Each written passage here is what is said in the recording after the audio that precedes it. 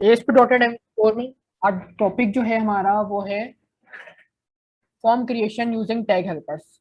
Tag helpers के ऊपर हम लोगों ने ऑलरेडी क्लास डिस्कस करी है, जिसके ऊपर हमने ये बात करी थी कि टैग हेल्पर क्या होते हैं और हम इसको क्यों यूज कर रहे होते हैं। तो आज ये है कि टैग हेल्पर में थोड़ा सा ओवरव्यू देता चलूँ, फिर आगे बढ़ रहे हैं। टैग हेल्पर की बेसिकली हमारे पास जो एचटीएमएल होती है उसका एक अपग्रेड वर्जन होता है कि आप सी शार्प को यूज करते हुए भी एचटीएमएल को क्रिएट कर सकते हो। एचटीएमएल के जो एलिमेंट्स हैं, जैसे लाइक आपके पास इनपुट टाइप के एलिमेंट्स हो गए, या आपके पास कोई लेबल के एलिमेंट हो गए, बटन के एलिमेंट्स हो गए, आपके पास एंकर टैग्स हो गए। तो जो आपके जो नॉर्मल एलिमेंट्स है एचटीएमएल के, उनको क्रिएट करने का एक नया तरीका, एक अपग्रेड तरीका है, जिसको हम कह रहे होते हैं टैग हेल्पर्स। तो लास्ट क्लास में हम लोगों ने देखा था कि एंकर टैग यानी जो हमारे पास हाइपर रेफरेंस वाला जो एलिमेंट होता है, जिसके थ्रू हम एक पेज से दूसरे पेज में मूव कर रहे होते हैं, वो किस तरीके से हम क्रिएट कर रहे होंगे टैग हेल्पर के अंदर। आज हम ये देखेंगे कि हम पूरे एक फॉर्म, एक कंप्लीट फॉर्म जो है वो टैग हेल्पर के थ्रू हम किस तरीके से क्रिएट करेंगे। और चूंकि वो टैग हेल्पर के थ्रू क्रिएट हो रहा है, यानी कि वो डायनेमिक फॉर्म होगा, उससे डायनेमिक फीचर हमारे पास ऐड होंगे। तो हम बिल्कुल एक एम्प्टी प्रोजेक्ट सिलेक्ट करते हैं। हर एक काम में स्केच से बताऊंगा आपको। नेक्स्ट करते हैं और यहाँ पे आप इस प्रोजेक्ट का कोई भी नाम दे सकते हो। मैं यहाँ पे नाम दे रहा हूँ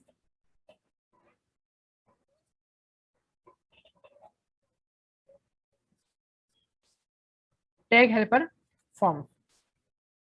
डॉटनेट का वर्जन में 2 पॉइंट समथिंग यूज कर रहा हूँ। आप चाहो तो उसका आने वाला जो वर्जन है अपग्रेडेड 3 या फिर 5, आप इसके ऊपर भी काम कर सकते हो।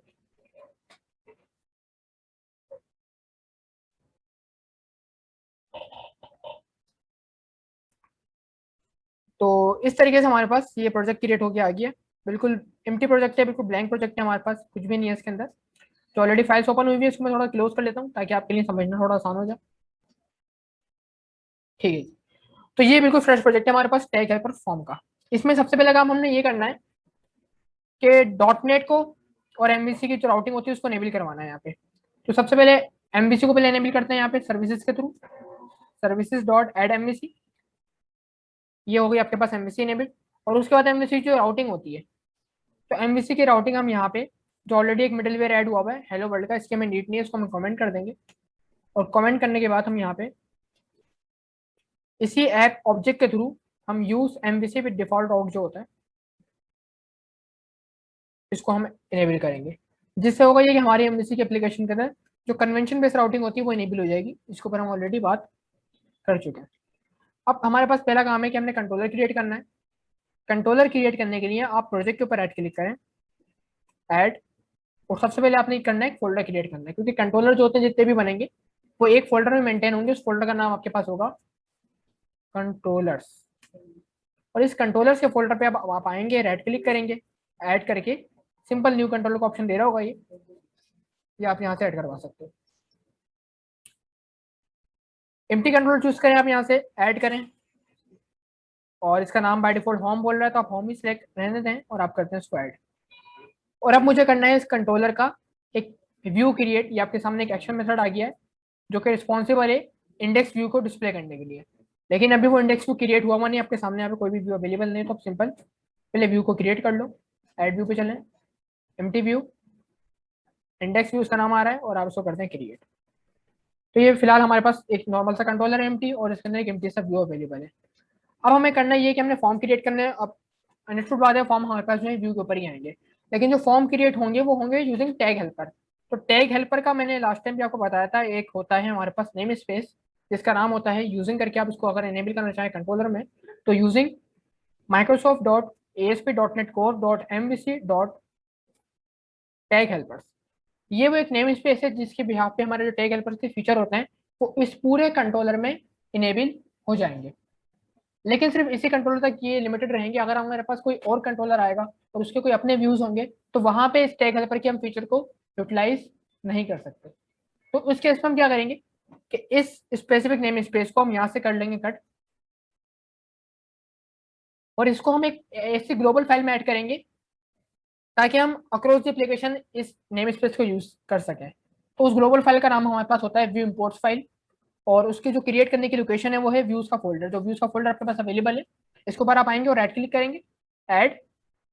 और यहाँ से सिंपल आपको आना है न्यू आइटम के ऊपर। न्यू आइटम पे आप जैसे आएंगे तो आपके सामने एक पैनल ओपन हो जाएगा। इस पैनल पे आप सिंपल सर्च करो व्यू, तो डिफरेंट टाइप के आपके पास व्यूज आ रहे होंगे। सबसे बॉटम पे आप चेक करें रेजर व्यू इंपोर्ट, ये आ रहा होगा, जिसको आपने सिलेक्ट कर लेना है। इसका बाय डिफॉल्ट नाम है underscore view imports dot C S HTML, नाम को आप चेंज नहीं करेंगे, ठीक है, और शुरू में अंडरस्कोर आ रहा है उसको भी आप चेंज नहीं करिएगा। ऐड कर लें, व्यू फाइल होगी, बिल्कुल ब्लैंक फाइल होगी, और इस व्यू फाइल के अंदर आपने क्या करना है, एक डायरेक्टिव के थ्रू उस नेम स्पेस का जो कि अभी हमने कंट्रोलर से कट किया है, इस व्यू इम्पोर्ट्स में ऐड करना है यूजिंग टैग हेल्पर डायरेक्टिव, ठीक है। डायरेक्टिव हमारे पास लाजमी है, तो आप डायरेक्टिव लगाने के लिए, डायरेक्टिव समझ लो C# का कोड है, और व्यू पे C# का जब भी कोड आ जाता है वो @ के साथ आता है, तो @ टैग हेल्पर, ये हमारा डायरेक्टिव है बेसिकली, मेथड कह लो, जो कि टैग हेल्पर के जो नेम स्पेस है उसको लिंक करवा रहा होगा। उसके बाद आपने क्या करना है, ये कहाँ बताना है कहाँ के लिए अवेलेबल है ये डायरेक्टिव, तो आप लगाते हैं स्टैटिक। स्टैटिक का मतलब होता है ऑल, आपको पता है, ऑल एप्लीकेशन कॉमेंट करें। अब आपको बताना है कौन सा नेम स्पेस है जो कि अक्रॉस द एप्लीकेशन आप यूज करना चाह रहे हो, तो वो नेम स्पेस मैं ऑलरेडी कॉपी कर चुका हूँ, मैं सिंपल करूंगा पेस्ट, और विदाउट एनी सेमीकोलन, ठीक है। यहाँ पे आपको, क्योंकि व्यू फाइल है तो सेमीकोलन की नीड नहीं पड़ती है आपको। तो इस तरीके से आपने क्या कर लिया, इस स्पेसिफिक नेम स्पेस को अपनी पूरी एप्लीकेशन के लिए आपने इनेबल करवा लिया। अब ये कि आप किसी भी व्यू पे जाओ, किसी भी कंट्रोल पे जाओ, वहाँ पे अगर टैग हेल्पर का यूज करना चाहो तो आप इजीली कर सकते हो विदाउट एनी रिस्ट्रिक्शन, ठीक है। एक काम तो हमारा ये हो गया। सेकंड हमने ये कि क्योंकि फॉर्म बनाएंगे तो फॉर्म हमारे पास पता है, बूटस्ट्रैप हम इस पे यूज करेंगे फॉर्म के अंदर, ताकि थोड़ा सा UI जो है वो बेटर बने। तो अब हमारा नेक्स्ट स्टेप होगा कि बूटस्ट्रैप को या किसी भी थर्ड पार्टी लाइब्रेरी को अपने प्रोजेक्ट के अंदर इंक्लूड करवाना है। इसके ऊपर भी हम सेपरेट बात कर चुके हैं, तो मैं दोबारा चीज़ों को रिपीट करवा रहा हूँ, अगर आपको नहीं पता तो आप वो क्लासेस जो है वॉच आउट कर सकते हो। फिलहाल हमने क्या करना है, अपने प्रोजेक्ट के ऊपर आना है, राइट क्लिक करना है, ऐड, और यहाँ से आपको एक ऑप्शन मिलता है क्लाइंट साइड लाइब्रेरीज। अब ऐसा क्यों, क्योंकि जो बूटस्ट्रैप है या jQuery है या कोई भी अदर जो लाइब्रेरी है या कोई फ्रेमवर्क है, जैसा एक एंगुलर का फ्रेमवर्क हो गया या रिएक्ट हो गया, तो वो सब क्लाइंट साइड लाइब्रेरीज कहलाती हैं। तो उसको मैनेज करने के लिए, उसको डाउनलोड करने के लिए आपको यहाँ एक पैनल मिल गया है, इस पैनल के ऊपर आप आएंगे और यहीं से सारी अपनी अपनी लाइब्रेरीज को मैनेज कर रहे होंगे। आपको एडिशनली बूटस्ट्रैप की साइट पर नहीं जाना, आपको कोई jQuery की साइट पर नहीं जाना, सारी चीज़ें आपको यहीं पर ही मिल रही होंगी। क्लिक करना है आपने, तो ये आपके सामने एक पैनल ओपन कर दे, बड़ा बेहतरीन 10 का पैनल है, और इस पैनल के अंदर आप बड़ी ही आसानी से किसी भी लाइब्रेरी को इंपोर्ट करवा सकते हैं, डाउनलोड करवा सकते हैं बेसिकली पूरी। तो सबसे पहले ऑप्शन आ रहा है प्रोवाइडर का। प्रोवाइडर में हमारे पास 2-3 ऑप्शन आ रहे हैं, CDN JS आ रहा है, फाइल सिस्टम आ रहा है, JS डिलीवर आ रहा है, और अनपैक्ड आ रहा है। तो हम फिलहाल जो है CDN JS के साथ ही जाएंगे। ये प्रोवाइडर समझ लो, ये हमारा कंटेंट प्रोवाइडर है कि हमारे पास जो फाइल्स आएंगी वो किस नेटवर्क के थ्रू होती हुई आएंगी, किस मैकेनिज्म के थ्रू होती हुई आएंगी। तो बाय डिफॉल्ट जो है वो CDN JS है, जो कि बेस्ट है, आप इसको यूज करें बेटर रहेगा। उसके बाद लाइब्रेरी का नाम जो कि बड़ा इंपॉर्टेंट है, आप यहाँ पे कुछ भी सर्च आउट कर सकते हो, लिटरली कुछ भी, जैसा लाइक मैं लिखता हूँ यहाँ पे ट्विटर, तो आपके सामने देखो ट्विटर बूटस्ट्रैप आ गया, क्योंकि बूटस्ट्रैप का पूरा नाम ट्विटर बूटस्ट्रैप होता है, ठीक है। इसके अलावा आपको जो भी लाइब्रेरी चाहिए, जैसे कि आपको रिएक्ट चाहिए तो आप रिएक्ट लिखेंगे, रिएक्ट के सारे वर्जन और जितनी भी इसकी लाइब्रेरीज हैं अवेलेबल हैं। इसके अलावा आपको एंगुलर चाहिए तो आपके पास एंगुलर अवेलेबल हो जाएगा। इसके अलावा आपको व्यू जेएस चाहिए तो आपके पास व्यू जेएस अवेलेबल हो जाएगा। नहीं, जो भी पॉपुलर लाइब्रेरीज हैं, jQuery वगैरह, वो हर चीज़ यहाँ पे इनेबल है। तो फिलहाल हम चाहेंगे बूटस्ट्रैप को, तो पहले बूटस्ट्रैप सर्च करते हैं, सिंपल बूट स्ट्रैप। अच्छा, इसका पूरा नाम ट्विटर बूटस्ट्रैप है, ट्विटर बूटस्ट्रैप। आपको जस्ट सेलेक्ट करना है, और सेलेक्ट जैसे ही आप करेंगे तो आपके सामने जो इसका करंट वर्जन है 5 पॉइंट समथिंग, ये आपके पास इनेबल हो गया है। अगर आप बाद में चीज़ों को कर रहे हो तो हो सकता है वर्जन और मजीद अपग्रेड वाला वर्जन चल रहा हो, तो वो आ जाएगा लेटेस्ट वर्जन आपके पास। और उस लेटेस्ट वर्जन के अंदर ये बोल रहा है कि मैं कौन कौन सी फाइल्स को इंक्लूड करूंगा, ये वो आपके सामने सारी फाइल्स इनेबल हो गई हैं। सब पे चेक हुआ होगा। आपको अगर सब फाइल्स नहीं चाहिए तो अपने आप डिजायरेबल फाइल्स को भी सिर्फ चेक कर सकते हैं, बाकी फाइल्स को आप अनचेक भी कर सकते हैं। तो ये बेसिकली आपके सामने 3 फोल्डर्स होंगे, एक जेएस का फोल्डर होगा, एक CSS का होगा, और एक SCSS का फोल्डर होगा। तो इनमें से आपको जो भी फाइल्स चाहिए आप उनको इनेबल करके बाकी फाइल को डिसेबल भी करवा सकते हैं। इसके लिए ये कि आपके पास इंटरनेट कनेक्शन होना चाहिए, जब ये फाइल्स को आपके पास डाउनलोड करेगा। फिर मुझे तो अभी सारी फाइल्स चाहिए, क्योंकि मेरे पास कोई स्पेस का इशू नहीं है, तो मैं सारी फाइल्स डाउनलोड कर लूंगा। और डाउनलोड करने के बाद मोस्ट इंपॉर्टेंट थिंग आपके पास होता है टारगेट लोकेशन, कि आपको ये सारी फाइल्स स्टोर कहाँ पे करनी है। तो बाय डिफॉल्ट इसकी जो लोकेशन होती है वो होती है www रूट। ये जो नॉट जस्ट बुकशेप है, किसी भी स्टैटिक फाइल्स के लिए, किसी भी क्लाइंट साइड लाइब्रेरी की जो लोकेशन है, इवन जो आपकी इमेजेस होंगी उसकी भी लोकेशन आपकी यही डायरेक्टरी होगी, जिसका नाम है www रूट। इसके अंदर ये बोल रहा है ऑलरेडी मैं बना दूंगा लिप का एक फोल्डर, लिप का मतलब लाइब्रेरी, और उसके अंदर मैं ट्विटर बुकशेप का फोल्डर क्रिएट करूंगा। उस फोल्डर के अंदर मजीद 3 फाइल्स आएंगी, 3 फोल्डर्स आएंगे, CSS जावास्क्रिप्ट और SCSS। तो लोकेशन को आप चाहो चेंज कर सकते हो अपने हिसाब से। मैं जैसे कि यहाँ पे ट्विटर का वर्ड जो है रिमूव कर दूंगा, सिंपल बूटस्ट्रैप रहने दूंगा, और आप सिंपल कर दें इसका स्टॉल। तो इंस्टॉलेशन जैसे आप क्लिक करेंगे तो आपको कुछ टाइम का वेट करना पड़ेगा, इंटरनेट के थ्रू लाइब्रेरी डाउनलोड कर रहा होगा। और जब तक लाइब्रेरी डाउनलोड कर रहा है, आपके सामने एक फाइल मजीद क्रिएट कर दी है इसने, जिसका नाम है lipman.json। इस फाइल का फुल नाम होता है बेसिकली आप उसको कह सकते हो लाइब्रेरी मैनेजमेंट। ये आपकी लाइब्रेरी मैनेजमेंट की फाइल है जो कि जेसन फॉर्मेट में है। और इस फॉर्मेट के अंदर आपकी जो भी लाइब्रेरीज आप यूज कर रहे हैं प्रोजेक्ट के अंदर, उन सबकी कॉन्फ़िगरेशन यहाँ पे लिखी हुई होगी कि भाई जो आपका प्रोवाइडर है वो याद है अभी हम लोगों ने CDN जैसे यूज किया था वही आ रहा है, लाइब्रेरी कौन सी यूज करी, डॉट बूटस्ट्रैप यूज करी, डेस्टिनेशन क्या है उसकी, कहाँ पे सेव कराई, सब कुछ यहाँ पे मैनेज हुआ हुआ है। तो आप चीज़ों को यहाँ से भी मैनेज करवा सकते हैं और आपका जो अभी जो पैनल ओपन हुआ था वहाँ से भी चीज़ों को मैनेज करवा सकते हो। फिलहाल आपके सामने ये लिप का फोल्डर आ गया और उसके अंदर बूटस्ट्रैप का फोल्डर है और आपके सामने सारी की सारी फाइल्स अवेलेबल हो चुकी है। पहली चीज तो ये होगी। सेकंड चीज हमारे पास क्या होती है, जेक्वेरी। तो जेक्वेरी को आप जो है ना अगेन प्रोजेक्ट के ऊपर ऐड क्लिक करके ऐड पे जाके मैनेज क्लाइंट साइड एवरेज पे क्लिक करके पैनल ओपन करके जेक्वेरी सर्च कर सकते हो। लेकिन इसका दूसरा तरीका ये है कि आप यहाँ आपके सामने जेसन फाइल है ना, इस जेसन फाइल के अंदर भी आप मॉडिफिकेशन कर सकते हो। जस्ट लाइक कॉमा ऐड करें आप, अगेन ब्रैकेट ओपन करें, ये समझ लो ऑब्जेक्ट है हमारे। तो आप सिंपल लिखें लाइब्रेरी आपको कौन सी चाहिए, आप वही सारा पैनल यहाँ पे ओपन कर देंगे, जो भी लाइब्रेरीज वहाँ पे आ रही थी सब यहाँ पे आ रही होंगी। बस फर्क इतना है कि यहाँ पे आपको लिख के काम करना है मैनुअली, वहाँ पे चीजों को ड्रैग एंड ड्रॉप करके कर सकते हो, एक फीचर दे दूंगा बना के। तो मैं सर्च करूँ जेक्वेरी, जेक्वेरी का करंट वर्जन सेलेक्ट कर लिया और नॉट दिस करंट वर्जन आप जो है ना अगर 2 यूज करना चाहते हैं सिंपल 2 लिखेंगे, 2 के जितने भी वर्जन आपके सामने इनेबल हो जाएंगे। तो फिलहाल जो है करंट वर्जन की तरफ ही जाऊंगा मैं और कॉमेंट कर देना आपने, उस पर डेस्टिनेशन आएगी जो कि www रूट है, उसके अंदर फोल्डर है लिप का और उसके अंदर मजीद एक फोल्डर मैं क्रिएट करूंगा।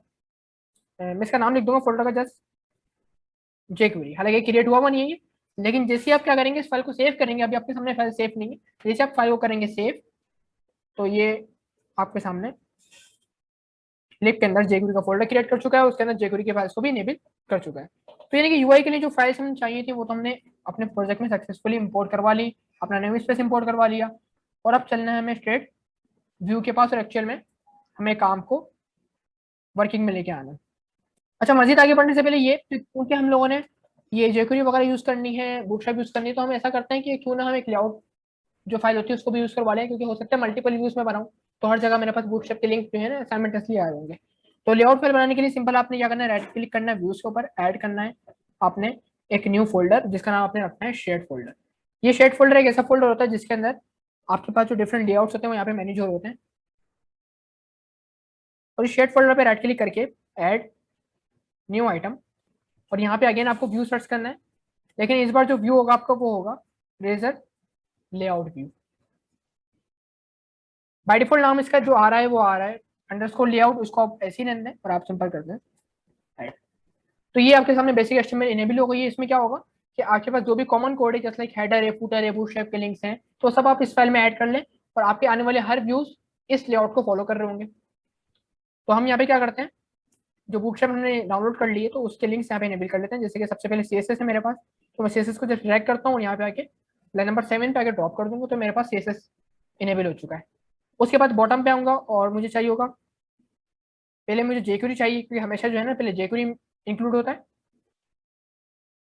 और जेक्वेरी के बाद मुझे चाहिए होता है बूटस्ट्रैप की जावास्क्रिप्ट JS। यहाँ से आके ड्रैग एंड ड्रॉप। तो इस तरीके से अपनी अगले लेआउट के अंदर आके बूटस्ट्रैप भी इनेबल कर ली, जेक्वेरी भी इनेबल कर ली। अब जो रेंडर बॉडी का ये फंक्शन है इसके ऊपर हम ऑलरेडी बात कर चुके हैं कि कैसे काम कर रहा होता है ये, तो उसके ऊपर आप जो है ना प्रीवियस लेक्चर देख सकते हो। अब हमने क्या करना है, एक फाइल हमने यहाँ पे और क्रिएट करनी है, वो ये व्यू स्टार्ट फाइल होगी। वो उसका काम ये होगा कि इस लेआउट को हमारे एक्चुअल व्यू से, इस वाले व्यू से जो कि एम्प्टी व्यू है, कनेक्ट करवाना। तो ये कनेक्शन का जो काम है, ये काम है हमारे पास एक और फाइल हमें इसमें लेके आनी पड़ेगी जिसका नाम है व्यू स्टार्ट फाइल। तो ये जो फाइल बनती है हमारे पास वो भी बनती है व्यूज फोल्डर पे। तो आप सिंपल आए व्यूज फोल्डर पे,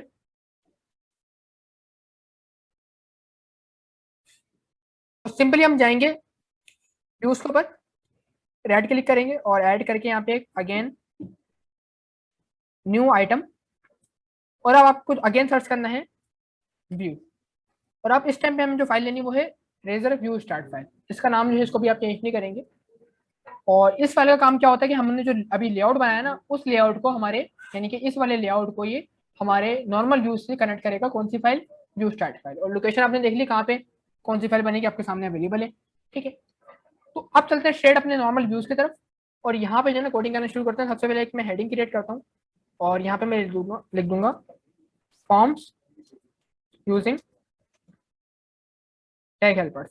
और चूंकि बूटस्ट्रैप भी इनेबल हो चुका है तो हम यहाँ पे क्लासेस वगैरह जो है बूटस्ट्रैप की इजीली लगा सकते हैं। आपके सामने क्लासेस जो है इनेबल हो चुकी हैं, हम कोई सी भी क्लास लगा सकते हैं। टेक्स्ट प्राइमरी मैंने ऐड कर दिया, ठीक है, या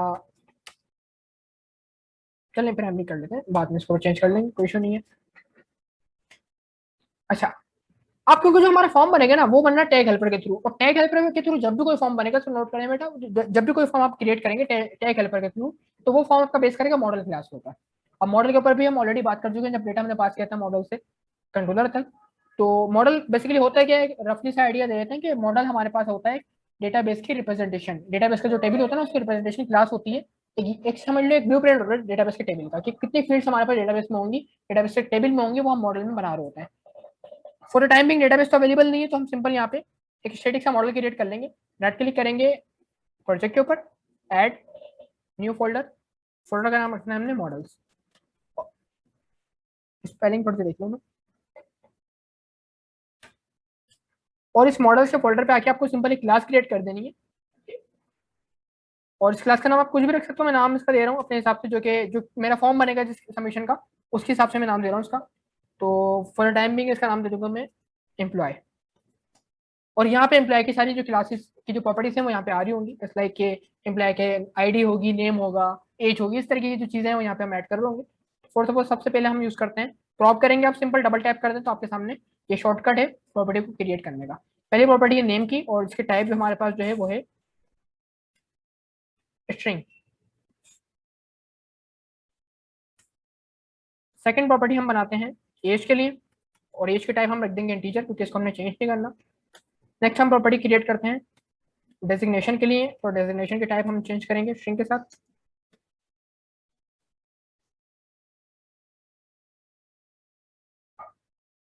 और लास्ट वन हम यहाँ पे जेंडर के लिए या फिर सैलरी के लिए पहले क्रिएट कर लेते हैं, जेंडर के ऊपर हम बाद में बात करेंगे। तो सैलरी की हम क्रिएट कर लेते हैं प्रॉपर्टी जो कि इंटीजर में होगी।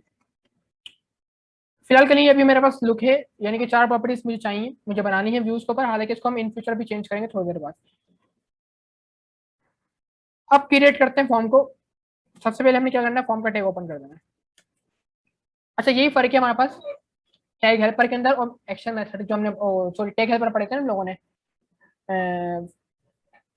जो हमने .NET 5 में पढ़े थे हेल्पर मेथड, उसमें और टैग हेल्पर में ये फर्क है कि वहां पे क्या होता था, एडरेट यूजिंग करके बिगिन फॉर्म एंड फॉर्म करते थे हम लोग। उसमें ये होता था कि पूरा का पूरा जो टैग है ना वही चेंज होता था, वहाँ पे C# आती थी पूरी। लेकिन यहाँ पे जो टैग है ना मेन हमारा वो वही है पुराना HTML वाला। इसके अंदर के जो मॉडिफिकेशन है, यानी कि जो एट्रीब्यूट लेवल की मॉडिफिकेशन हमें यहाँ पे मिलेगी, पूरा टैग हमारा वही रहेगा पुराना वाला HTML वाला। तो ये फर्क है। हेल्पर मेथड में क्या होता है, पूरे का पूरा टैग चेंज हो जाता है। टैग हेल्पर में क्या हो रहा है, वो टैग से सिर्फ हेल्प कर रहा है। तो हेल्प का मतलब ये है कि टैग पुराना वही रहेगा हमारा, लेकिन उसके सिर्फ क्या होंगे, एट्रीब्यूट चेंज होंगे। जैसे कि अभी हमने लास्ट क्लास में एंकर टैग वही पढ़ा पुराना वाला, सिर्फ एचरेफ की जगह कुछ नई एट्रीब्यूट्स मिल गए हमारे को। जैसे आप लोगों ने एंगुलर पढ़ी हुई तो एंगुलर के आपको अलग से डायरेक्टरीज मिलते हैं, NG init, NG repeat, NG, तो वो सारे क्या होते हैं स्पेशलाइज डायरेक्टरीज हैं, जो कि सिर्फ आपको जब भी मिलते हैं जब आप एंगुलर पढ़ लो। सेम यहाँ पे आपको कुछ कुछ ना मजीद डायरेक्टरी मिल जाएंगे, जो कि आपको जब भी मिलेंगे जब आप टैग हेल्पर को यूटिलाइज कर रहे हो। तो पहले डायरेक्टरी पे एक्शन का ASP लिखेंगे आप, ASP डैश एक्शन, ये आपको बताएगा कि आपका फॉर्म की सबमिशन कहाँ पे हो रही है। तो सबमिशन जो होगी हम इंडेक्स पे करेंगे। उसके बाद आपको बताना है कि इंडेक्स जो है, यानी कि आपका जो मेथड है कौन से व्यू पे अवेलेबल है। तो आप यहाँ पे लिखें ASP डैश कंट्रोलर, तो कंट्रोलर का नाम है होम, जो इंडेक्स का व्यू है मेरा वो होम पे अवेलेबल है। और लास्ट हमारे पास मेथड होता है फॉर्म का, तो बाय डिफॉल्ट जो मेथड है हम यहाँ पे यूज करेंगे पोस्ट मेथड। ठीक है, आप गेट भी यूज कर सकते हो, लेकिन गेट अभी फिलहाल हम यूज नहीं करेंगे। ये तो हमारा फॉर्म का ओपनिंग क्लोजिंग हो गया। अब फॉर्म के अंदर आपको पता है क्या होता है, एलिमेंट्स होते हैं। तो एलिमेंट्स को क्रिएट करने का आपके पास जो टैग है HTML का वो इनपुट होता है, तो आपने यहाँ पे भी इनपुट ही यूज करना है, इनपुट। लेकिन जब टाइप की बात करते हैं ना, टाइप यहाँ पे डायनेमिकली आएगी डिपेंडिंग अपॉन अवर प्रॉपर्टी, जो हमने प्रॉपर्टीज वहाँ बनाई है ना उसके अकॉर्डिंग हमारे पास टाइप्स आ रही होंगी। जैसे लाइक फर्स्ट टाइप हमारे पास स्ट्रिंग है, सेकंड इंटीजर है, फिर स्ट्रिंग है, थर्ड हमारे पास अगेन जो है स्ट्रिंग इंटीजर आ रहा है। तो इन टाइप को मैनेज करेंगे अपने व्यू पर भी। लेकिन अभी ये मैनेजेबल नहीं है, क्योंकि हमारे पास जो क्लास है ना एम्प्लॉय की वो एक अलग फोल्डर में, कंट्रोलर हमारा एक अलग फोल्डर में। तो हमने क्या करना है, इस मॉडल का जो है ना, इस मॉडल क्लास का रेफरेंस ऐड करना है अपने व्यू के पास आके। तो व्यू के ऊपर आते हैं टॉप पे, और सबसे पहले हमने रेफरेंस ऐड करते हैं @ मॉडल। रेफरेंस ऐड करने के ऊपर हम ऑलरेडी बात कर चुके हैं। प्रोजेक्ट का नाम आएगा आपके पास टैग हेल्पर, फॉर्म्स का प्रोजेक्ट है मेरा डॉट मॉडल डॉट कौन सी क्लास है, एम्प्लॉय क्लास। तो इतना करने से क्या हो गया, अब जब फॉर्म क्रिएट करोगे तो वो फॉर्म आपके इस मॉडल के ऊपर बेस करवा सकते हो, क्योंकि अब आपने रेफरेंस सेट कर दिया। तो 4 प्रॉपर्टीज हैं वहाँ पे बैकएंड के ऊपर मॉडल की, तो आप इन चारों के ऊपर यहाँ पे HTML के जो फील्ड्स हैं वो जनरेट करवा सकते हैं। आप सिंपल यहाँ पे लिखें ASP4। अब 4 का मतलब ये कि आप यहाँ पे जो 4 प्रॉपर्टीज है ना, आप चेन में से किसी के लिए भी आप फॉर्म को क्रिएट कर सकते हैं, बट शर्त यहाँ पे ये कि जो नाम है ना उससे होना चाहिए। जैसे कि आप नेम के लिए कर रहे हो तो नेम को एज इट इज कॉपी कर लें आप यहाँ पे, और इधर आके कर दें पेस्ट। तो यानी कि आप जो फील्ड बनेगी ना, इनपुट टाइप टेक्स्ट नहीं है बेटा, इनपुट टाइप पासवर्ड नहीं है, इनपुट टाइप नेम है। अब नेम जो है ना वो देखा जाएगा हमारे मॉडल पे आके कि नेम की एक्चुअल वैल्यू क्या है और नेम किस टाइप का है, तो वो आपकी फील्ड को भी उसी टाइप का बना देगा। तो इस तरीके से आपकी क्या होगी, आपकी एचटीएमएल और आपकी जो बैकएंड की प्रॉपर्टीज है वो आपस में लिंक्ड हो गई। उसके अलावा हम यहाँ पे प्लेस होल्डर के जो एट्रीब्यूट्स होता है उसको भी आप यूज करवा सकते हो, क्योंकि टैग तो आपको एचटीएमएल का है ना, तो एचटीएमएल के जो सारे एट्रीब्यूट्स हैं वो यहाँ पे सपोर्टेड हैं।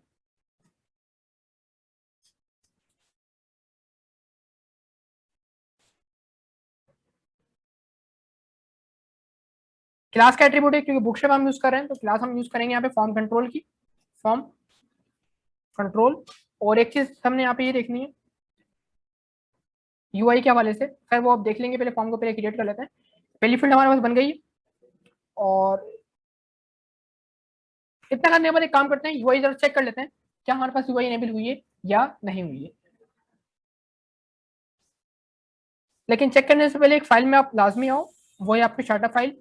और क्योंकि आपने बूटस्ट्रैप को और जेक्यूरी को इनेबल किया ना बेटा, तो जेक्यूरी बूटस्ट्रैप को आपने इस मिडलवेयर के अंदर पास भी करना है।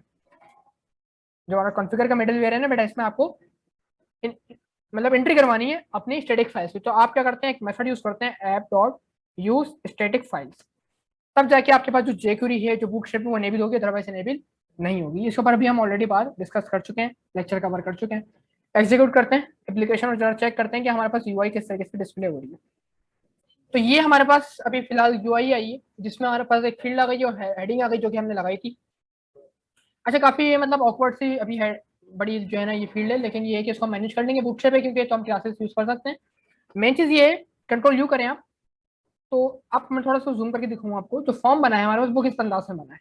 अब देखें, फॉर्म का जो मेथड है वो पोस्ट, क्योंकि हमने लिखा था पोस्ट तो पोस्ट ही आ रहा है। एक्शन में हमने लिखा था इंडेक्स, और कंट्रोलर उसका था होम कंट्रोलर, लेकिन यहाँ पे क्या आया, स्लैश आया। इसका मतलब ये इटसेल्फ, स्लैश का मतलब होता है इटसेल्फ, के क्योंकि हम इंडेक्स में काम कर रहे हैं।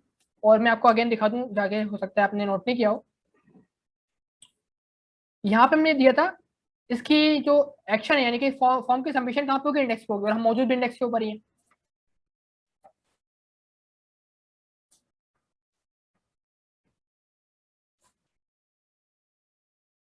तो यहाँ पे हमने लिखा हुआ है कि इंडेक्स पे हम एग्जीक्यूशन करेंगे फॉर्म की, ठीक है, सबमिशन, और हम मौजूद भी इंडेक्स के ऊपर ही है। तो यही रीजन है कि वहाँ पे जो है ना स्लैश इसने क्रिएट कर दिया। स्लैश का मतलब होता है इटसेल्फ, यानी कि जिस फॉर्म पे आप मौजूद हो, जिस व्यू पे मौजूद हो उसी पे आपने सबमिशन भी करनी है। इसके बाद जो फील्ड हमारी वो है इनपुट, प्लेस होल्डर में दिया तो सही आ गया, क्लास हमने दी थी वैसी आ गई। लेकिन यहाँ पे आप नोट करें, जो एडिशन यहाँ पे कुछ एट्रीब्यूट्स इसने ऐड कर दिए। 3 एट्रीब्यूट्स हैं हमारे पास, type text, ID name, name की वैल्यू भी नेम, और वैल्यू वैल्यू जो है कुछ भी नहीं, क्योंकि वो बाय डिफॉल्ट खाली हमने छोड़ता है। जब हम वैल्यू तो लिखेंगे तो वो आएगी। अब कहने की बात ये है कि यहाँ पे टाइप टेक्स्ट ही क्यों आया, इनपुट के तो बहुत सारी टाइप्स होती है, पासवर्ड भी होता है, नंबर भी होता है। तो ये डिपेंड करा है आपकी मॉडल प्रॉपर्टी के ऊपर। मॉडल की जो प्रॉपर्टीज है ना, अगर वो स्ट्रिंग की है तो फिर यहाँ पे क्या कर देगा, ऑटोमेटिक टेक्स्ट कर देगा। अगर वहाँ पे इंटीजर है तो यहाँ पे क्या कर देगा, वो नंबर कर देगा। और इसके अलावा इसने एक और मजीद फील्ड ऐड कर दी है जो कि टोकन के हवाले से होती है, इसको हम कहते हैं CSRF टोकन, ठीक है। ये लंबा काफी है, ये जो है ना सिक्योरिटी के हवाले से होता है कि आपके फॉर्म को कोई हाईजैक ना कर सके, इस फॉर्म के थ्रू कोई मलिशियस कोड आपके सिस्टम में इंजेक्ट ना कर सके। तो ये टोकन इस चीज को मेक श्योर कर रहा होता है कि कोड जो है ना जो फॉर्म की सबमिशन हो रही है वो सही तरीके से हो रही है, कोई हैकर आपके सिस्टम को एक्सेस नहीं कर सके विदाउट आपके इंटेंशन। तो इसकी टाइप भी देखो हिडन कर दी उसने, ताकि आपको व्यू पे नजर ना आए ये चीज। तो बाकी आपके सामने है फॉर्म, ठीक है। आप चलते हैं जरा फॉर्म को मजीद अपग्रेड करते हैं, आगे लेके चलते हैं, मजीद फिर से क्रिएट करते हैं।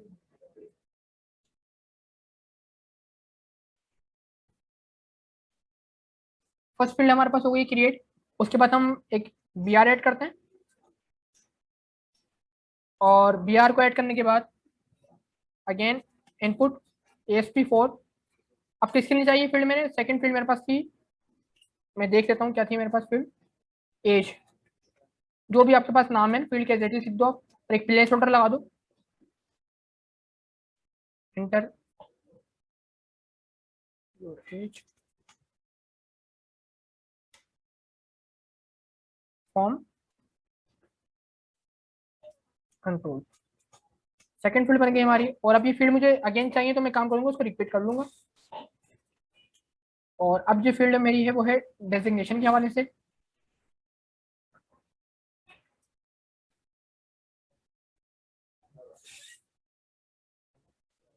अब मजीद जो फील्ड है हमारे पास वो डेजिग्नेशन की फील्ड है, तो उसको हम कॉपी करते हैं यहाँ से और नेम की जगह ये पेस्ट कर दिया, एंटर योर। डेजिग्नेशन आ गया। और लास्ट फील्ड हमारे पास बाकी है सैलरी की। देखो ये ना एक चीज नोट करिए, अब वो सजेशन भी शो कर रहा है आपके लिए, क्योंकि आप लोगों ने जो है ना टॉप पे इसका रेफरेंस सेट किया हुआ है, तो इसी आपके लिए आसानी कर देगा। इतना कर लेते हैं, ठीक है। ये चीज हमारे पास हो गई है तकरीबन कंप्लीट। अच्छा बात करें बटन की, तो बटन आपको पता है कोई अवेलेबल नहीं होता। तो बटन ये कि आपने जो है ना खुद ही क्रिएट करना है। इनपुट टाइप जो सबमिट है वही आपका बटन है, जो कि आपके काम में आएगा डेटा को सबमिट करवाने के। तो उस बटन से अपनी दोस्ती बना के रखो, इनपुट टाइप सबमिट। और इसकी जो वैल्यू है ना उसको हम कर देंगे फिलहाल के लिए सबमिट, ताकि लिखा हुआ है सबमिट। नेम की अभी फिलहाल कोई नीड नहीं है, लेकिन नेम पे हम चलो सबमिट ही कर देते हैं, फिलहाल नीड नहीं। जब डेटा सबमिट करेंगे तो उसकी फिर नीड पड़ती है हमारे को। और एट लास्ट क्लास बड़ी इंपॉर्टेंट है, क्योंकि हम बूटस्ट्रैप यूज कर रहे हैं, तो क्लास हमने लगानी है BTN dash outline dash info कर लेते हैं। ये बटन एक बड़ा अच्छा लगता है मेरे को फिलहाल। तो ये बटन भी क्रिएट हो गया। अब इस बटन के बाद इसका जरा लुक देखते हैं, लेकिन लुक भी हम बाद में देखेंगे, क्योंकि बूटस्ट्रैप लगाई है हमने, तो थोड़ी इसको मैनेज कर लेते हैं, हमारा बड़ा आउट आ रहा था फॉर्म हमारा। तो ऐसा करते हैं, इस फॉर्म से पहले क्लास लगाते हैं, डिफ क्लास रो। क्योंकि पता है रो कॉलम का कॉन्सेप्ट चल रहा था बूटस्ट्रैप के अंदर। अगर आपको आइडिया नहीं है तो फिर आप जो है ना बूटस्ट्रैप सीख के आओ। अच्छा इस रो की बात आएंगे कॉलम। कॉलम की जो हम क्लास देंगे वो देंगे कॉल डैश एमडी डैश। और यहाँ पे 4 देते हैं, ठीक है 4 आ गया। और बाकी हम चाह रहे हैं कि 4 कॉलम ये बन गए हमारे, 4 के अंदर पूरा फॉर्म आ जाएगा। और बाकी जो कॉलम है ना हमारे, वो लेफ्ट राइट से जो है ना ऑटोमेटिकली एडजस्ट हो जाए। तो उसकी भी क्लास बूटस्ट्रैप में अवेलेबल है, आप साथ ही दे दो, वो है mx ऑटो। इसका मतलब है मार्जिन ऑटो खुद ही कर देगा, ये 4 को बीच में ले आएगा। मतलब लेफ्ट से 4 कॉलम के स्पेस छोड़ देगा, राइट से छोड़ देगा, और बाकी जो है ना हमारे फॉर्म को मिड में लेके आ जाएगा। इतना करने के बाद चेक करते हैं फॉर्म को लुक एंड फील क्या आ रहा है।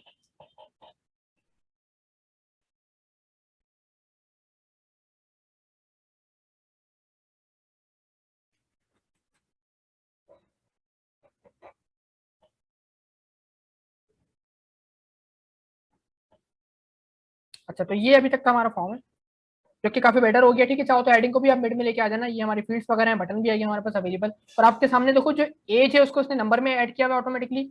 और जो सैलरी है उसको भी नंबर में किया हुआ है, आप कंट्रोल यू करके इसको इजिली देख सकते हो। सैलरी को किया हुआ है इनपुट टाइप नंबर। और डेजिग्नेशन क्योंकि स्ट्रिंग था तो उसको किया हुआ है टेक्स्ट। बाकी जो इंटीजर था उसको क्या हुआ है नंबर। तो ये ऑटोमेटिकली सेंस कर लेगा चीजों को कि आप कहना क्या चाह रहे हो। उसके अलावा यहाँ पे इसमें कुछ और एट्रीब्यूट्स भी लगा दिए, डेटा वैल्यू ट्रू और डेटा वैल्यू रिक्वायर्ड ट्रू। ये क्या काम करेगा, ये दोनों नोट कर रहे हो बेटा, ये दोनों किसमें लगाए, सिर्फ वो सिर्फ लगाए नंबर की फील्ड में, देख रहे हो। ये इनपुट टाइप एज में लगाया है बेसिकली, और लगाया है सैलरी के अंदर, क्योंकि इनकी जो टाइप है वो है नंबर। अब इससे होगा क्या है, क्योंकि डॉटनेट के कॉन्फ़िगरेशन में लिखा हुआ है कि जब भी कोई नंबर की फील्ड बनेगी ना, हो सकता है वो आपकी एज के लिए हो सकता है आपके वो क्रेडिट कार्ड के नंबर की फील्ड हो, तो फील्ड रिक्वायर्ड होती है। अब इस फॉर्म का आप सबमिट करें। अच्छा सबमिट के लिए अभी हमने ना इसका वो पोस्ट बैक मेथड नहीं बना हुआ है। जैसे पोस्ट बैक मेथड आप क्रिएट कर लोगे, फिलहाल वो बनाना भी नहीं है अभी हमने। तो ये क्या करेगा, आपके लिए वैलिडेशन दे देगा कि ये फील्ड रिक्वायर्ड है। तो इसलिए इन्होंने क्या किया है, नंबर्स को ऑटोमेटिकली रिक्वायर्ड के साथ इन्होंने मैनेज कर दिया। बाकी अगर आपको स्ट्रिंग के लिए भी चाहिए रिक्वायर्ड तो फिर वो आप कर सकते हो, लेकिन ये तो इसकी बिल्ट इन वैलिडेशन है। हमने ये यूज नहीं करनी, ठीक है, दिखा हुआ है दिस फील्ड इज रिक्वायर्ड वगैरह, ये हमने यूज नहीं करना। हमने वैलिडेशन एक सेपरेट लेक्चर में पढ़नी है आने वाली क्लासेस के अंदर, तो आप जब देख सकते हो उसको। बाकी टोकन आपके सामने अवेलेबल है जिसके ऊपर मैं बात कर चुका हूँ। तो चलते हैं कोड की तरफ।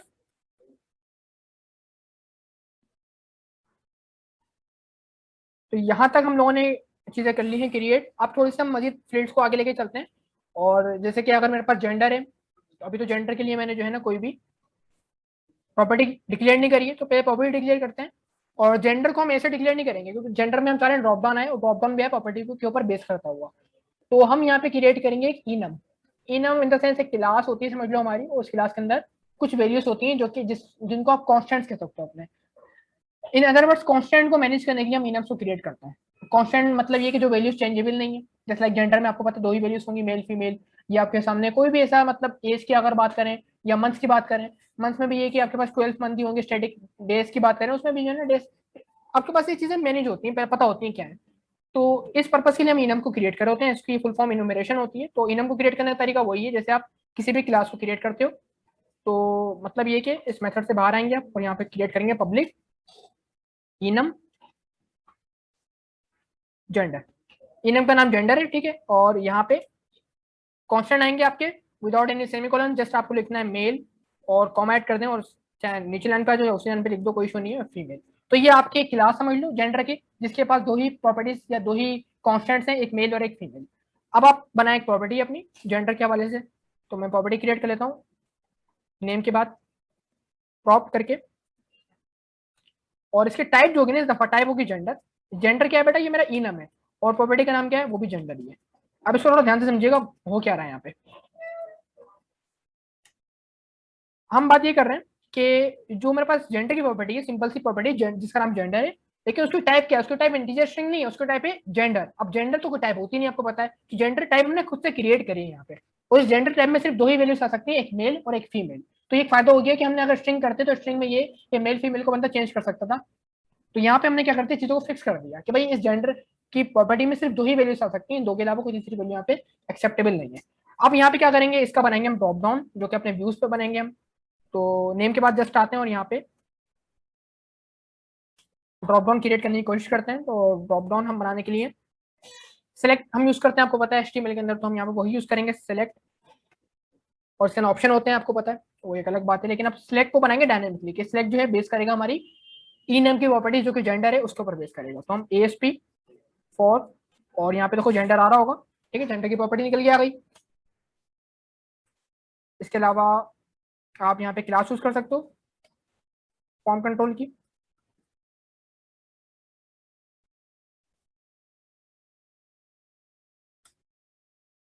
अच्छा, ये चीज हो गई आपकी, और इसके अलावा एक और एट्रीब्यूट आप यहाँ पे यूज करना है जो बड़ा इंपॉर्टेंट है, वो है हमारे पास ASP आइटम्स के हवाले से। ये भी हमारा जो टैग हेल्पर है उसी का एट्रीब्यूट है ASP। खुद इसने सजेस्ट कर दिया मेरे को, समझ गया क्योंकि हम क्या बनाना चाह रहे हैं। तो ये इनम इनम जो हमने बनाया ना वहाँ पे, इनम को इनेबल करने के लिए, यानी कि जो इनम के दो वैल्यूज है ना, मेल और फीमेल की वैल्यूज, उन दोनों वैल्यूज को यहाँ पे ड्रॉप डाउन में इनेबल करने के लिए ये हम एट्रीब्यूट लगा रहे हैं ASP आइटम्स का। और इसमें आप बताएंगे HTML dot gate enum select list, यानी कि इनम्स के जो भी आइटम है उसको एज अ लिस्ट के अंदर इनेबल करें। और प्रॉपर्टी का नाम क्या था वो आप यहाँ पे लिखेंगे एंगल ब्रैकेट के अंदर जेंडर, कुछ इस तरीके से आपने इसको करना है ऐड।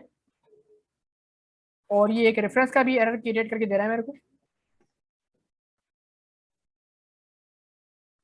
अच्छा, इशू ये है कि यहाँ पे जो जेंडर है ना, ये है हमारे पास मॉडल क्लास के अंदर, ठीक हो गया। तो आपने क्या करना है, इसको जो है ना अपनी जो ग्लोबल फाइल अभी हमने बनाई थी ना व्यू इंपोर्ट्स की, यहाँ पे आके ना मॉडल का भी रेफरेंस सेट करना है। जिस तरीके से आपने ग्लोबली तौर पे टैग हेल्पर का रेफरेंस सेट किया ना पूरे एप्लीकेशन के अंदर, सेम यहाँ पे आपने क्या करना है, मॉडल का भी रेफरेंस सेट करना है by using project name dot models dot, बस मॉडल तक रहने देना है, डॉट नहीं लगाना बस। तो ये हो गया आपका रेफरेंस सेट, ठीक है, मॉडल का रेफरेंस सेट पूरी एप्लीकेशन के लिए। तो अब व्यू पे चलो और एरर आपका रिजॉल्व, ठीक हो गया। अब ये जो आइटम है हमारे पास ऑप्शन के, इसको थोड़ा मैनेज करना है क्योंकि हम चाह रहे हैं इसमें जो टेक्स्ट है वो लिखा हुआ है, इसमें वो आइटम लिखे हुए हैं जो कि हमने वहाँ पे इनम पे स्टोर किए हैं अपने मॉडल के अंदर। तो सिंपल है, जो वैल्यूज की प्रॉपर्टीज को खाली छोड़ दो आप और यहाँ पे लिख दो सिलेक्ट जेंडर। उसके बाद के जो ऑप्शन आएंगे ना आपके ऑप्शन, और पहला ऑप्शन की वैल्यू होगी मेल, बेसिकली नहीं, इसकी नीड ही नहीं है आपको, बस आपने सिलेक्ट जेंडर करके छोड़ देना है कि ऑटोमेटिकली दो आइटम है ना उसके अंदर, तो खुद ही ले आएगा ये, आपको जरूरत नहीं है, एस्टिमेट थोड़ी कर रहे हो आप। तो इनम के अंदर जितने भी आइटम थे ना उस ऑटोमेटिकली उसके हिसाब से ऑप्शन बना देगा। पहला ऑप्शन तो आपने खुद बना दिया सिलेक्ट जेंडर का, दूसरा ऑप्शन खुद बना देगा मेल और फीमेल को देखते हुए। तो ये हम कर लिए कि हम किस तरीके से मैनेज कर सकते हैं ड्रॉप डाउन को अपने टैग हेल्पर के अंदर। इसको थोड़ा एग्जीक्यूट करते हैं, चेक करते हैं इसका आउटपुट किस अंदाज में आ रहा है। तो ये हमारे पास अभी तक का लुक है, और ये आपके सामने ड्रॉप डाउन था जिसमें ऑटोमेटिकली उसने इनम की वैल्यूज आपके एज ऑप्शन के तौर पर पुट कर दी है। आप चाहो तो यहाँ पे कंट्रोल U करके इसका सोर्स कोड अगर देखना चाहो तो ये सिलेक्ट बॉक्स आ गया, ठीक है, और इसमें भी डेटा वैल्यू कुछ इसके बिल्ट इन एट्रीब्यूट्स आ रहे हैं, और हर चीज ने देखो ऑटोमेटिकली बना दिया मेल यानी कि एक तो उसने बनाया ऑप्शन मेल का जिसकी वैल्यू 0 है, और एक ऑप्शन बनाया इसने फीमेल का जिसकी वैल्यू 1 है। 0 1 का मतलब यहाँ पे ये है कि अगर डेटाबेस में मेल या फीमेल को सिलेक्ट करेंगे तो मेल की जगह जाएगा डेटाबेस में 0 और फीमेल की जगह जाएगा 1। तो ये आपके ऊपर है, आप इनम्स के, क्योंकि इनम्स की आइटम है ना, वो तो एरे के भी वही कॉन्सेप्ट से शुरू करेगा चीजों को। तो आप चाहो तो फीमेल को टॉप पे लिख सकते हो, मेल को बॉटम पे लिख सकते हो, कोई इशू नहीं है। जितने भी आपके आइटम्स हैं वो 0 1 से इंडिकेट हो जाएंगे फॉर डेटाबेस। अच्छा, इसके अलावा हमारे पास होते हैं रेडियो बटन्स, जो कि एचटीएमएल में हमने पढ़े होंगे। ठीक है, अब जाहिर सी बात है, अब यहाँ तक पहुंच गए तो एचटीएमएल तो पढ़ी होगी आप लोगों ने। अब रेडियो बटन क्रिएट करने के लिए हम क्या करते हैं, इसके लिए भी एक प्रॉपर्टी क्रिएट करेंगे मॉडल में। मॉडल पे चलते हैं और एक मजीद प्रॉपर्टी क्रिएट करूंगा जो कि रेडियो बटन को मैनेज करेगी मेरे। तो हम बनाते हैं एक पब्लिक, सॉरी प्रॉप करके बनाना है, प्रॉप स्ट्रिंग की प्रॉपर्टी है मेरी, और इसकी जो नेम है वो लिखा हुआ है मेरिट।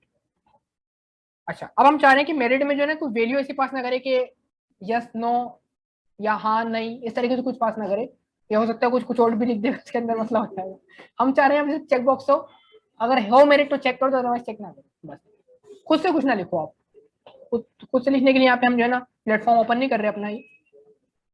तो यहाँ पे आप चलते हैं व्यूज पे। अच्छा, सबसे आखिर में सैलरी की बात हम आते हैं और यहाँ पे बनाते हैं दो रेडियो बटन। ठीक है, तो पहले तो एक लेबल क्रिएट करते हैं। अच्छा, लेबल जो मैं क्रिएट कर रहा हूँ ना वो टेम्परेरी, बल्कि हाँ बता दूं कैसे क्रिएट करना है आपने। फॉर टैग हेल्पर, ठीक है, तो आपने करना है लेबल ओपन लेबल क्लोज, और यहाँ पे करना है ESP 4, और यहाँ पे लेबल किसके लिए चाहिए, आपको चाहिए मेरिट के लिए ना, वो मेरिट की जो फील्ड है हमारी। अब लेबल की वैल्यू कुछ भी नहीं है, लेकिन क्योंकि लेबल बन किसके लिए रहा है, मेरिट की फील्ड के लिए बन रहा है, तो ऑटोमेटिकली लेबल का नाम भी मेरिट लिखा हुआ रहा हो जो फील्ड का नाम है। अब लेबल के बाद हमें चाहिए बेसिकली दो इनपुट टाइप रेडियो। तो इनपुट टाइप, एक सेकेंड, रेडियो। अच्छा, रेडियो 4 मतलब किसके लिए रेडियो बनेंगे, तो SP4 का दोबारा एट्रीब्यूट आएगा और ये भी आएगा मेरिट के लिए हम काम कर रहे हैं, जो मेरिट की प्रॉपर्टी है, लेकिन इसकी वैल्यू लिखी हुई आएगी यस, मतलब बैकएंड पे जो वैल्यू जाएगी वो यस जाएगी। सॉरी, बैकएंड पे नहीं, जो हमारी UI पे लिखी हुई आएगी वो यस लिखी हुई आएगी, और जो सेकंड हमारा रेडियो होगा उसकी वैल्यू लिखी हुई आएगी नो। बाकी हर एक चीज हमारी तकरीबन सेम ही रहेगी। ठीक है, और आप चाहो तो यहाँ पे सिंपल इनफ।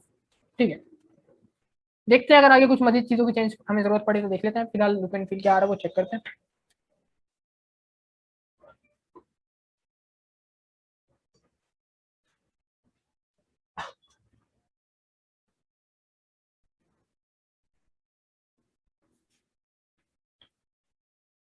तो ये आपके सामने एक लेबल आ गया, और लेबल पे ये है कि आप एक वक्त में किसी एक को ही सिलेक्ट कर सकते हो। अब अनशुड बात है, यहाँ पे हमने कोई बूटस्ट्रैप नहीं लगाई, तो बड़ा अजीब अंदाज में आ रहा है, और हमने BR भी ऐड करना है, भी थोड़ा सा चीज़ों को मैनेज करना है, तो उसको हम कर सकते हैं। बहरहाल रेडियो बटन हमारा क्रिएट हो चुका है। अच्छा, UI की वजह से थोड़ी चीजें भी मिस है, अभी हमने दो लेवल मजीद चाहिए। अभी जो मैंने यस नो की वैल्यू सेट करी है ना बेटा, वो वैल्यूज जो है ना हमारी वो बैकएंड के लिए सेट हुई है। आप यहाँ पे जाओ, और यहाँ पे यानी कि अगर आप फर्स्ट वाले बटन पे क्लिक करोगे, अब हमें नहीं पता फर्स्ट बटन पे हो क्या रहा है, क्योंकि हमने लेबल नहीं लगाया। तो डेटाबेस में वैल्यू जाएगी यस, और सेकंड पे क्लिक करेंगे तो वैल्यू जाएगी आपकी फॉल्स। लेकिन ये तो वैल्यू जा रही है हमारी, लेकिन यूजर को नजर नहीं आ रहा है कि यस और नो के लिए वैल्यू मतलब कौन सा बटन अवेलेबल है। तो हम यहाँ पे दो स्टेटिक से लेबल क्रिएट कर लेते हैं जो कि HTML के लेबल है बिल्कुल, वो इस तरीके से होंगे। सिंपल आप लेबल क्रिएट करें और यहाँ पे लिख दें यस, और इसी की आप बना लें कॉपी फॉर नो, और यहाँ पे आके यहाँ पे आप सिंपल कर देंगे। तो अब ये है कि आपके ऊपर जो है ना वाजे हो जाएगा, UI पे भी लिखा हुआ होगा यस एंड नो। हालांकि हमें पता है कि बैकएंड पे वैल्यू पहले भी से जा रही थी, लेकिन अब नजर भी आ जाएगा, जो कि जरूरी है।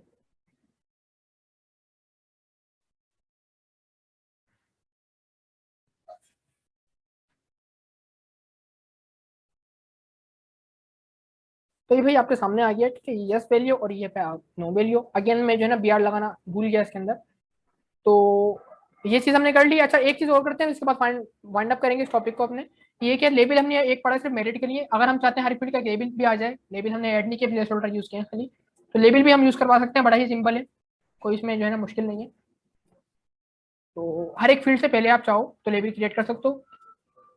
लेबल बनाना है आपने और सिंपल करना है ASP4 नेम, बाकी नेम के लिए बन गया लेबल। जो फील्ड का नाम था ना वहाँ पे बैकएंड पे, वही बन जाएगा लेबल हमारा। उसके बाद ये बन जाएगा हमारे लिए लेबल फॉर जेंडर। उसके बाद हमारे पास आ जाएगा ये एज के लिए,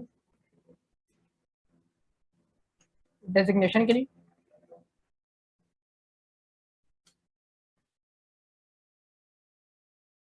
सैलरी के लिए आगे लेबल, और आखिर में मेरिट के लिए तो हमने लगाया हुआ ही है, ठीक है, रेट टू बटन जो हमारे पास है। तो ये हमारे पास लेबल भी आ गया, तो आप चाहो तो लेबल्स को भी क्रिएट करवा सकते हैं। और आखिर में जो है ना एक बी आर ऐड कर लेते हैं, और आप फाइनली लुक देखते हैं कि क्या लुक आ रहा है फॉर्म का फिलहाल। तो ये अब तक का लुक है हमारे पास, ठीक है, हमने लेबल्स भी क्रिएट कर दिए हैं अपनी फील्ड से अकॉर्डिंग, और ये कनेक्टेड हुए हैं फील्ड के साथ कि आप लेबल पे क्लिक करेंगे तो फील्ड आपकी हाईलाइट हो रही है। और बैक एंड पे आप आओगे तो एक सेकेंड, ये आपके सामने जो भी कोडिंग थी वो जनरेट होकर आ गई है, जो कि डायनेमिक तौर पे आई है हमारी मॉडल प्रॉपर्टी को देखते हुए। अभी मॉडल प्रॉपर्टी हमारे पास है जो कि डेटाबेस से कनेक्ट नहीं हुई है, कल को डेटाबेस ऐड कर देंगे हम लोग, तो डेटा सारा जो है ना जो हमारी फील्ड बनेगी वो एसक्यूएल के जो डेटाबेस का जो टेबल होता है उसके अकॉर्डिंग फील्ड क्रिएट होगी। तो फिलहाल यहीं तक वाइंड अप करते हैं क्लास को, ठीक है। कमिंग क्लास में आके ये देखेंगे कि इस फॉर्म में वैलिडेशन किस तरीके से मैनेज करनी है, कि अगर कोई फील्ड खाली है या नेम के अंदर हम कोई लिमिट लगाना चाह रहे हैं, एज में कोई लिमिट लगाना चाह रहे हैं, तो वो चीज़ हम किस तरीके से मैनेज करेंगे। तो ये सब हम कमिंग लेक्चर में देखेंगे। That's for today. See you next time.